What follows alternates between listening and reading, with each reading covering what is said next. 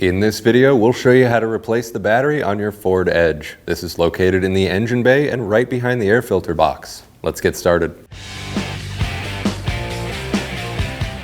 In order to get the battery to slide out, we need to remove the air box. First, we can go ahead and remove our electrical connector. You always want to check the terminals for any damage or corrosion. You can use either a 7mm or a flathead screwdriver to loosen up the hose clamp.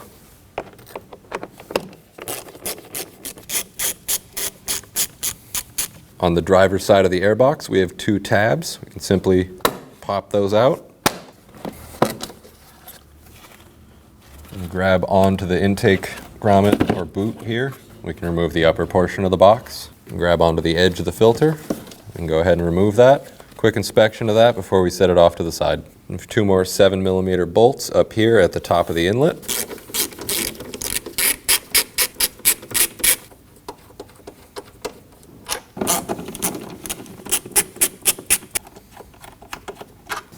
There's a few grommets on the bottom of the box.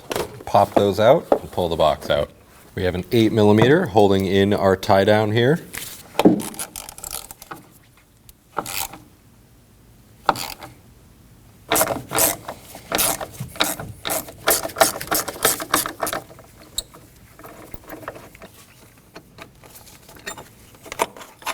Go ahead and remove the bracket. In order to slide our battery forward, we need to remove this ground strap. And normally, this ground strap would be connected to a stud off the strut tower here. Looks like that broke, so ours is right here. Normally, this would be an 11mm. Ours is a 13.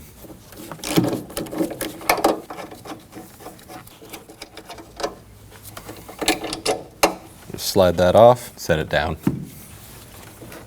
Then we can pick up on the battery. You're going to be careful as you lift it over the bit of the wiring harness in the front. Looking towards the back side of the battery, we can go ahead and remove the 10mm holding the negative cable on.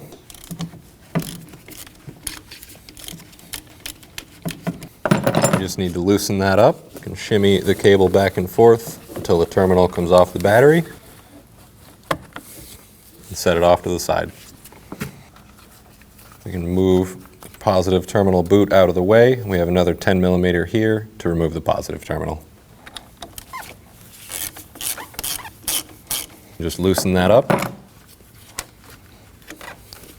We can shimmy the positive terminal off.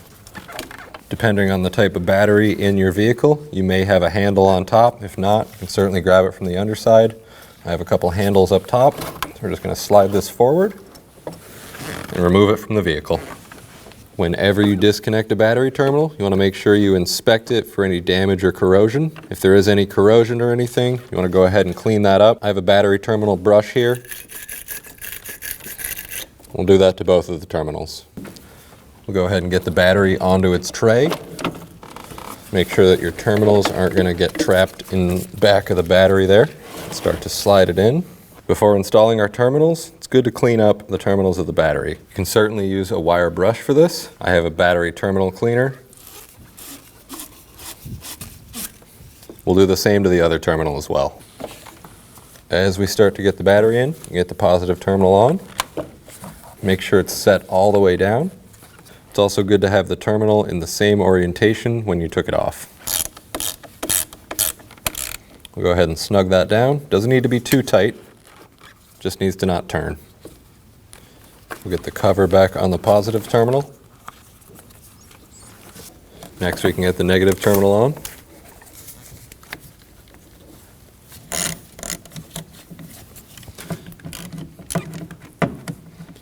We can snug that down. Doesn't need to be too tight.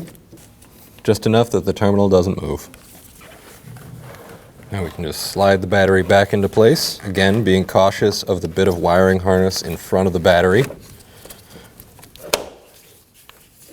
We'll get the ground strap over to the strut tower back on.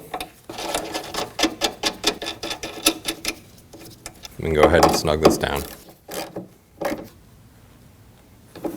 We can get our battery tie-down bracket back in place.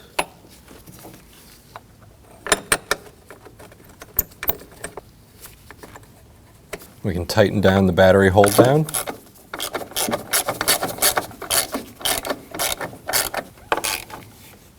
And make sure that the battery isn't going to move. We have 2 grommets down here in the engine bay in front of the battery. Go ahead and line up the studs on the bottom of the airbox with those.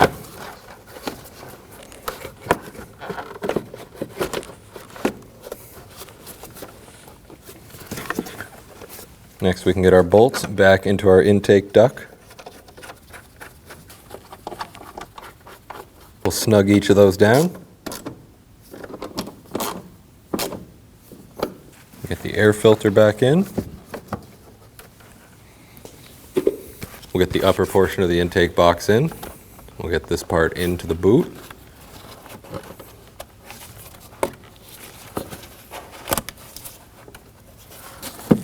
You'll need to angle the upper portion of the box, slide the tabs in.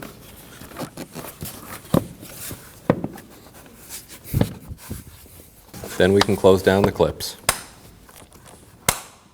We can get the electrical connector plugged back in. Make sure that bottoms out and is locked in.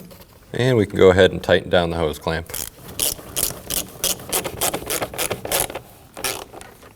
We'll just snug that down. You'll need to take the vehicle for a road test in order for the PCM to relearn its strategy values. While you're doing this, some abnormal symptoms may occur. Thanks for watching. When only the best will do, demand TRQ. The only company that lets you view before you do. TRQ is committed to offering the highest quality aftermarket auto parts that are engineered for peace of mind. Thanks for using and viewing with TRQ.